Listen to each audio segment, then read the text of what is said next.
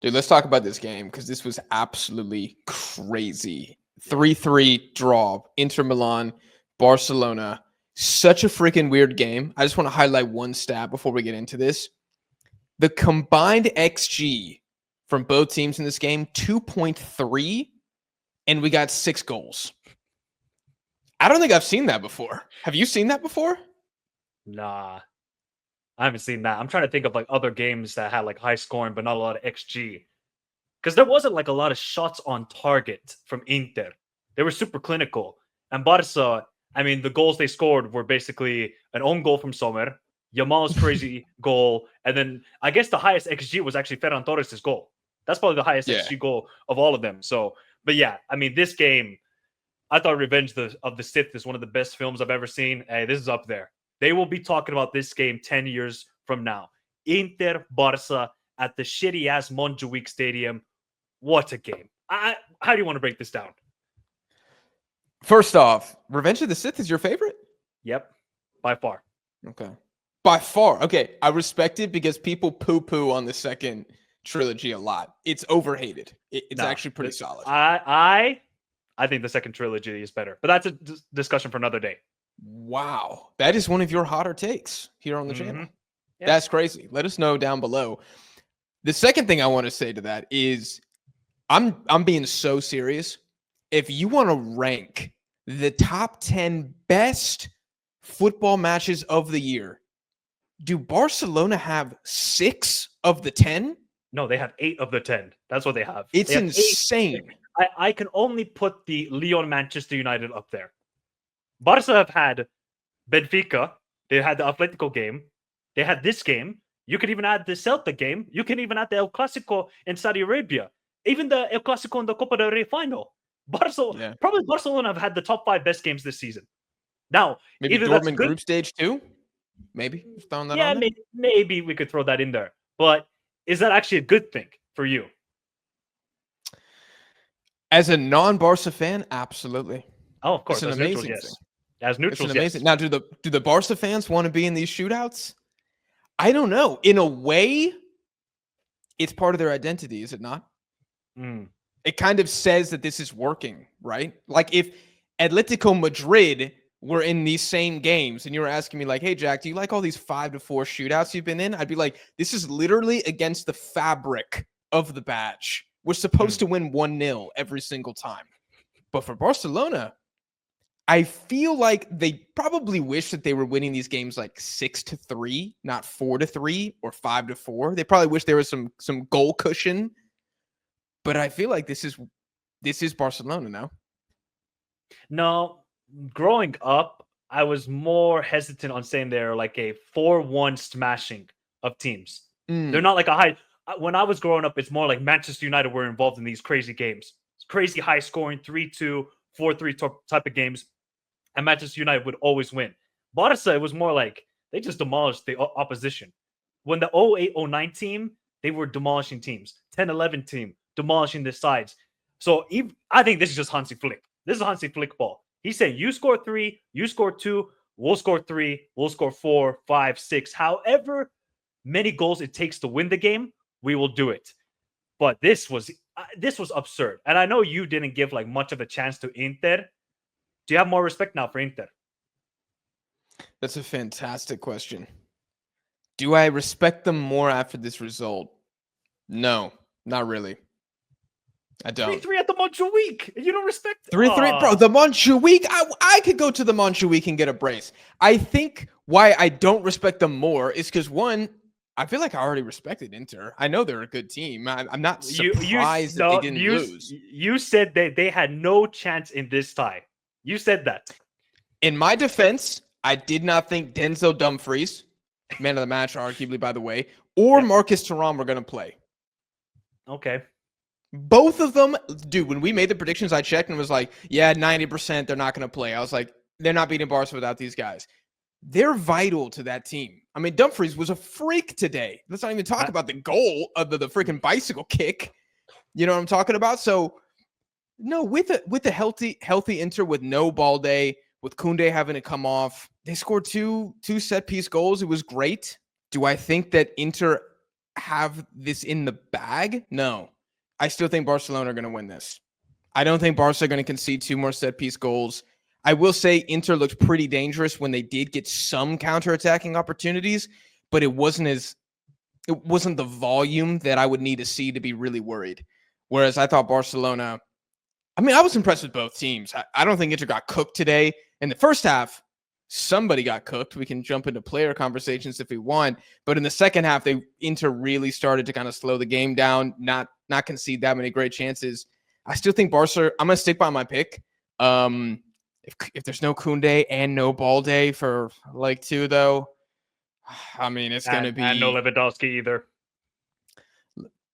Ferran Torres, man, he scored in the final. He scored here today. I feel like he's doing his best Lewandowski impersonation. You know who cannot replace the guy that's injured is Gerard Martin. No. He cannot replace Balde. And I don't want to hate too much, but he's not Barcelona quality. Under this Flick system, he cannot play this style of football. And I thought Dumfries chefed him. Yeah, and also it's hampering Rafinha. Like, Rafinha has no impact going forward because either Balde is making those overlapping runs, then Rafinha is able to go more central and pick up those pockets of spaces. Now Rafinha just kind of isolated out there, and he's not the best dribbler. Like, look at Lamine Yamal, able to chance create with his own dribble. Rafinha is not that sort of player. He likes to combine the play. So I think Rafinha is hampered by Yara Martin. But the other player for Inter that got, chefed up, sauteed, stir-fried was Dimarco. Dimarco is going to have nightmares tonight and for the next week until he has to play Lamine Yamal again. Because Lamine Yamal, that first half, that might have been one of the best halves of football I've ever seen for one player. I thought Lamine was stupidly good. And I thought he could not get better and better.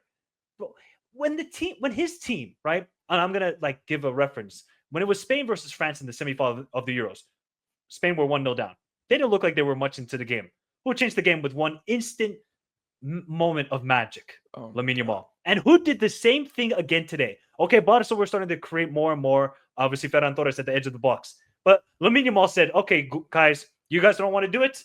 I'll go past Dimarco. I'll go past Mkhitaryan. I'll face up Bastoni, and I'll put it top left corner. I mean, that goal was just stupidly good. And then they got the momentum and they got the game. But Dimarco had a tough day. Defensively, recently, he's not been looking good. The Harry Kane goal against Bayern Munich, he was at fault for it. So you could say that both left backs for both teams were pretty poor. The worst players on the pitch? Yep. I literally had this written down as the discussion point. If you're Inzaghi, do you start Carlos Augusto in the second leg? Dimarco's so vital, though, going forward, but he had no impact today going forward. So you might have to go with Carlos Augusto because he's actually been playing really well recently the past month, and he was really good against Bayern Munich in the first leg. Yeah, you might have to do it because Dimarco right now, he's not looking like the same player recently.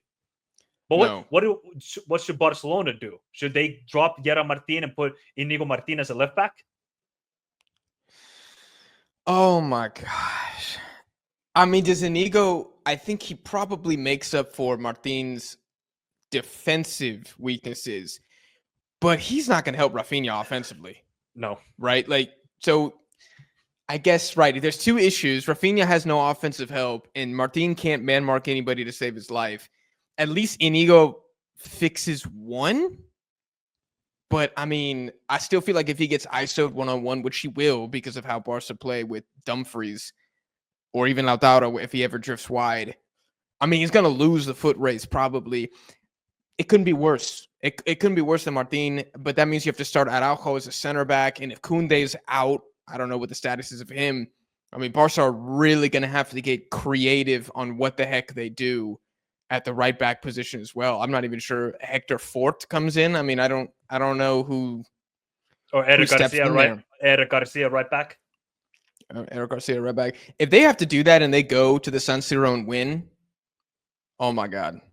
Well, I can't say Flick manager of the season because Enrique is doing God's work with PSG, but I mean, it's unfair that we have to choose between one of those guys to be the manager of the season. Yeah, but then to counteract that, Lautaro is injured. So what the heck do Inter do? Because Taremi, What do you bro. mean? This guy. Taremi Arnautovic is the most unstoppable duo that you could put on the field right now. Taremi is one of the worst signings this season. I don't care what Iranians will tell me in the comments. This guy's been One of horrific. the worst. He's been terrible. He's been terrible, bro. He's had no impact. He had a couple good passes. Today. He was sprinting on the left corner, and Pedri, who's been playing for like 70 minutes, out sprinted him. I mean, come on, Taremi, bro. He's so slow, and he just doesn't have that impact because obviously Lautaro drops deep to receive the ball. He basically plays as like a number 10 for Inter. Taremi doesn't do that, and then Marcos Thuram has to do it, and that's not really Thuram's game. So that kind of affects Inter's build-up play. So if Lautaro is injured, I don't know what Inzaghi's going to do. He might have to bring in Arnautovic into the starting 11 and play Arnautovic and Thuram. But Denzel Dumfries today, bro, have a match. I cannot. They lost. They drew this game, and he had his best game of his career. Going forward, unstoppable. Defensively, I thought he was really. You know how he was moving like? He was moving like Travis Hunter for CU Buffaloes. Oh, yeah, I love that. Safety, I love that. College football reference. Safety, I'm going to clamp you down. Wide receiver, I'm going to cook you. Dumfries did that. 2 goals and an assist for Marcus Thuram's backheel goal. I mean, some of the goals today we saw were stupidly good. So I think Dumfries, for me, was man of the match. He was unbelievable. I checked transfer marks before we recorded. What do you think they have as Denzel Dumfries' value? 40 million. He's about 28 years old. 30. Wow. I mean, I know he's 29, but damn, 30 million? I mean, if anybody buys Denzel Dumfries for 30 mil, you're getting a steal. The guy is a beast. He's a beast, but he hasn't always been the most consistent. But today, returning from injury, having this sort of game, have a game, Dumfries. Have a game. Dude, I tweeted it. It's his best game since he single-handedly eliminated the U.S. men's national team at the last World Cup. Oh, yeah, that's a good point. Yeah, I would agree with that. He got a hat trick of goal involvements in that game. Van Gaal said, Dumfries, you do it today. We'll show Berhalter how it's done. 2 assists and a goal, I want to say. Absolute filth. One to Depay. I don't remember who scored the other one. It's funny that you drew a comparison to the Euros earlier because I have a Euro comparison written down as well. And maybe we need to do a deep dive on what's happened to the defensive capability of the Italian fullback. Because what Dimarco versus Lamine Yamal reminded me of was when Nico Williams destroyed Di Lorenzo in the group stage, Italy versus Spain. Do you remember that? Oh, Italians were like, never play this man in our national team ever again. Like that was the reaction. And it was kind of justified. And now you're on the other side of the field, and another guy who's critical for Inter Milan is also getting destroyed by a young Spaniard under the age of 21. I mean, I don't know if that speaks more to Spain. I don't know if that's Italy's somewhat lost the art of defending. I don't know what it is, but it's incredible. I feel like we're coming full circle now. I think that just speaks more to how good Lamine Yamal and Nico Williams are. I mean, they shut them up today, bro, and in the Euros.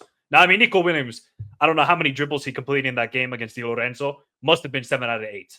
Today, Lamine Yamal, that first half, I think he might have had 100% completion with the dribbling. He was unstoppable. Yeah. Like, I don't think it's like a lost art because Dimarco has never been like somebody who's been referred to as a great defender. He's just very good going forward and his outlet for this Inter team.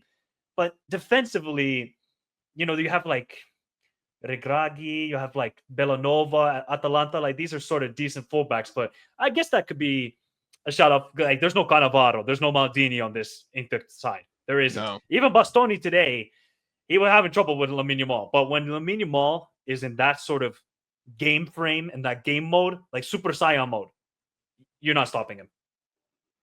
It just makes me think, I know this is not the topic, but at the next World Cup, like how many national teams have fullbacks that can hang with Nico and Lamine? I don't know. The Dutch. I think the Dutch can. Okay.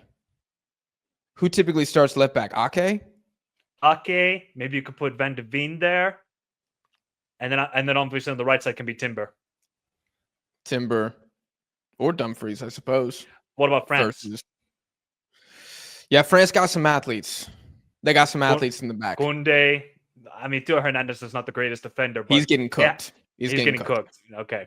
We're going to have to find a different Frenchman. Fortunately, they're 15 deep at every single position. I'm sure they have a good defender in there somewhere. But, wow, it's just going to be – I mean, shit, dude, it might be Argentina. But, anyways, we'll preview. We already talked about best attacker-defender matchups in the preview. We'll do that for the World Cup as well when we get there. I feel like we should talk for 5 more seconds about Lamine Yamal. I mean, is he the best player in the world right now?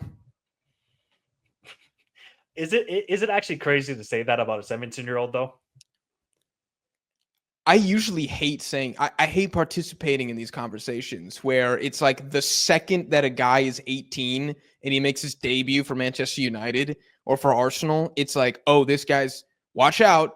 He might be the GOAT when it's all said and done. I just never subscribe to those, right? As soon as that enters my inbox, block, report as spam, and I keep it pushing. But with Lamine, I can't ignore it anymore. I'm starting to believe it, and that is scary. Because if I'm thinking it, what are the streets saying right now? The streets must be like constructing a statue for him as we speak. Okay, let's have a comparison. At what age was LeBron James the best player in the NBA? You're asking a Cavs fan. Mm-hmm. But I would say by 21, he was the best player in the NBA. Year 3, LeBron, I think he was the best. You got the Tim Duncan. Year Kobe. 4, by year 5, it's done. He's the best player. He's better than Kobe. He's better than Paul Pierce, Tim Duncan. Shout out Dwight Howard. Love Kevin Garnett, everybody out there. Yeah, he was. He was the best player by year 3. In my opinion, year 3. If you want to go 4 or 5, cool. And this is the thing, though. Lamine Yamal is showing up in big games. I don't care what you do against Valladolid. I couldn't give a shit. Leganes, I couldn't care. But show up in the biggest moments. He has shown up in the Euros, semi-final, shown up in the Champions League consistently now this season with big goal after big goal. I mean, the second half, I thought he was a bit more quiet until he hit the crossbar. I was like, oh, there's Lamine Yamal back. I mean, it's just, if he didn't play today, because there was actually a report he was injured during the warm-up. If he didn't play, Barca would have lost this game. They would have lost this game maybe 3-1, 3-2. It just shows how vital he is, and it's just such a joy, bro. We are so blessed as football fans and sports fans. You know, if you don't watch football on a regular occurrence, but you watch the Champions League nights or you watch the World Cup or Euros, that we get to see Lamine Yamal for the next 15 years, just chefing it up. Like he's prime Gordon Ramsay with Hell's Kitchen. This is what we're going to be. The entertainment and the football we're going to see from this kid is outrageous. He is just so good. There's no words to describe it at this point. I was thinking as I watched the game earlier today, I was like, what could he be better at? He could probably improve his finishing a little bit, but he's got a banger in his back pocket. I mean, you mentioned France. I mean, when he scored the goal against France, I literally like fell out of the couch. Like it was, yes, he does miss some easier shots, but you can't say Lamine Yamal doesn't have a bag, right? You can't say that he can't, shoot from 3-point range if you want to keep basketball metaphors going. And he's 17. So when he's 22, even if he doesn't develop at all, this is the best version of Lamine Yamal we ever see. He will be in Ballon d'Or contention if he stays healthy every year for the next 13 years. It's insane. It reminds me of when Luka Doncic went to the NBA, and I was like, okay, this is the first person since LeBron that could enter the GOAT conversation if things go his way. Now, for Luka... Or Patrick Mahomes in the NFL. Yes, or Patrick Mahomes, which Patrick Mahomes is in a much better position to end as the GOAT than Luka. I feel like Mahomes is actually keeping pace. Luka, especially if they get knocked out today by the T-Wolves, we're having a conversation. We talked about this before recording. Lamine Yamal, you can't say, oh, he's going to be the GOAT. It's way too early. But, dude, if he wins multiple Champions Leagues, wins trebles, if Spain win the World Cup and then another Euro, and they do another one of those Spain back-to-back-to-backs, I know it'll be crazy because he'll be 21 years old, but you have to be like, is he the GOAT? You know what I'm saying? Like, we'll have to actually be talking about this. No, if he wins the World Cup, wins a couple of Champions Leagues, at 21, 22, he might be a top 10 player of all time. And if he consistently has these sort of big moments in these big games, we're actually having a scary conversation. But a beautiful conversation, but a conversation people don't want to have. That a top 10 player of all time can already be at 23 years old. There's no way. This is unheard of. Pele did it, but obviously people give the argument that Pele was not playing the greatest era of football, even though I would disagree with that. But Lamine Yamal is doing it when everybody's watching, the social media era. And you know what I love about Lamine? He don't care about stats. He don't give a shit. He wants to go out there and ball out. And I think this is the sort of mentality that hopefully more and more players will have. Screw the stats. Just show up in the biggest games. That's what people care about. And entertain us.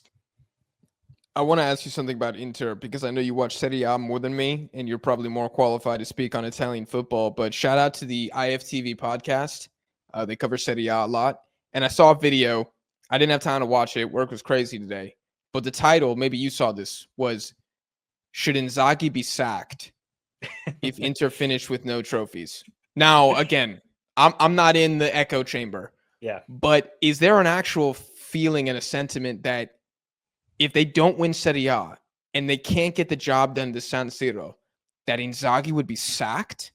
No, I don't think that's going to happen. I don't think Inter fans want him sacked either because they realize their squad. Like you're starting Mkhitaryan in the midfield. Mkhitaryan.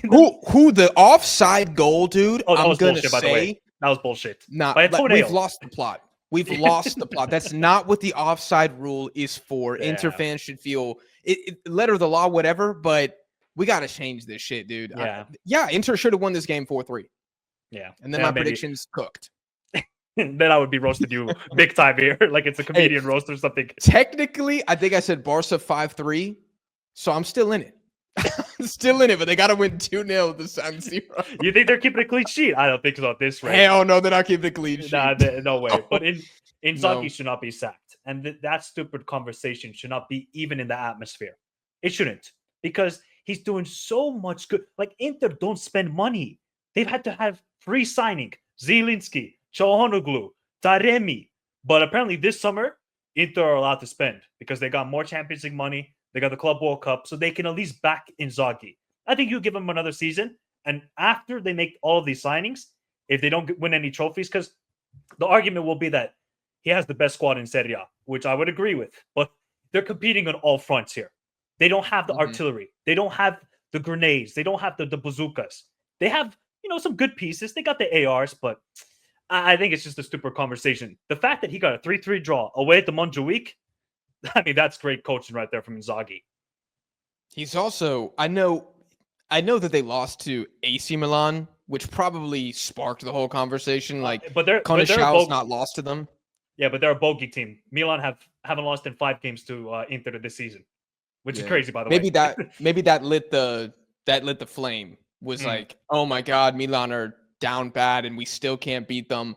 And maybe Inzaghi could finish without a trophy, but I mean, dude, he's making the semifinal of every freaking competition he's in. Like, I don't know what, he might end trophyless, but you can't be like, well, we flopped. It's like, dude, you made it to the semis. You're losing to good teams, except for the AC Milan, but it's a rivalry game, arguably one of the most intense in the world. Things happen. Form goes out the window. And honestly, Milan got a little fortunate, if you ask me, in some of the goals that they scored. And Lautaro couldn't finish. We're not talking about the Coppa Italia right now, but I just thought it was interesting. I'm like, dude, I would extend his contract.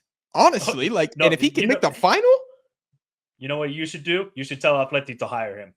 That's what you should do.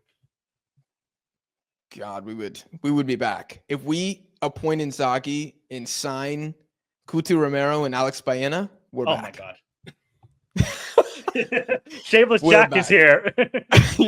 You know what? While we're at it, bring over Dumfries too. We'll find a way to use him. God, that would be insane. What do you think is going to happen next week then? Is it just going to be fireworks again, or is it going to be a bit more of a tactical matchup? Because this was kind of like a basketball game, even though Inter didn't have a lot of possession. So I'm just fascinated to see what happens next Tuesday. I think you got to ask yourself, will Barcelona continue to concede set pieces? Because if they can eliminate that, if they don't concede a set piece goal, and PSG's got the same problem with Arsenal. If PSG don't concede and Barcelona don't concede in the next game, I think they kind of take away the most dangerous element of the opponent. Not the only element. Inter obviously showed today with the Mkhitaryan toenail offside goal that they can definitely score on the counterattack. But it's going to be a lot tougher if Barcelona don't gift. I don't want to use the word gift, but if they don't like shoot themselves in the foot via that, conceding in that manner. God, what's going to happen? I don't know, because I'm still thinking about how Bayern looked away at the San Siro. Bayern were good in that game. Yeah, I think Barca are better than Bayern. Therefore, I'm still going to back them, but I think we get hella goals again. I don't think we get this stalemate. Barca gotta have the same performance like they did away at Atleti in the second leg of the Copa del Rey. That's the sort of defensive performance they need. Get that 1 goal, 2 goal, and just be resolute. You're gonna need a monster game from Kubarsi to Araujo to Szczesny if you want to get the result. But next Tuesday, oh man, I cannot wait. Get the popcorn, people, because it's gonna be season defining, I think, for these two teams. All right, I'm gonna throw that question back at you a different way. Which manager has more cards to play and more changes to make going into the second leg? Who's going to remedy their weaknesses? I feel like Inter can make a couple switches. I just don't think Hansi Flick is going to play the same way. I think it's going to be like a carbon copy of this matchup. But maybe Inzaghi can figure out a different way to get Dimarco more involved in the build-up play. Because today he wasn't more all the attacks, all the dangerous attacks was going down Bisek and Dumfries' side. So how can Bastoni get more involved in the build-up play and go forward, and also Dimarco? I think that's one thing that Inzaghi could probably switch. Whereas for Barca, they're just going to do the same thing. They're going to need a monster game from Lamine and Pedri and see where the cards fall. Yeah, I kind of agree. Hansi Flick is not going to make some massive tactical adjustment. And if he's losing yet another important player, I mean, look, losing Lautaro and losing Koundé, sure, you can say it cancels out. I'm not trying to give anybody the injury excuse, but if you just keep trying to play, it's like the Postecoglou thing, man. If you keep trying to play this dogmatic way, then sometimes it can bite you in the butt. So do you feel like we can end the pod here, because I know we're going a little long, and we got NBA playoffs to watch. If this game, we run it back, but this time it's at the San Siro, I give you another 90 minutes. Flick's going flick ball. Inzaghi, let's say he doesn't have Lautaro, but maybe he brings Dimarco off the bench. We run it back another 90 minutes. Does Inter win? Well, I mean, I had them winning the Champions League, so Forza Inter, they win the game. 2-1. They win the game. 2-1. You think Lightning strikes 3 times and they score another set piece? I think they will score another. They have scored 4 set piece goals in the last 2 games in the UCL. 4. They're just monsters. Whether it's Acerbi, Bisek, Bastoni, these guys are just such monsters in the air that Barca got to figure a way to nullify it. If they can't nullify it, I think Inter can be somewhat resolute defensively, get a big game from Jan Sommer, and then make a second Champions League final in the last 2 years. Do you think Bastoni had a good game today? Average, Okay. I would say. I don't think he got cooked by Lamine, but also Bastoni is so influential going forward. I barely saw him going forward. Barely. So I think he had an average game. He had a couple long balls. Yeah. But yeah, he really wasn't a ball carrier that much in this game. I wonder if that's going to change. I think that will change. Yeah. God, it's going to be freaking epic.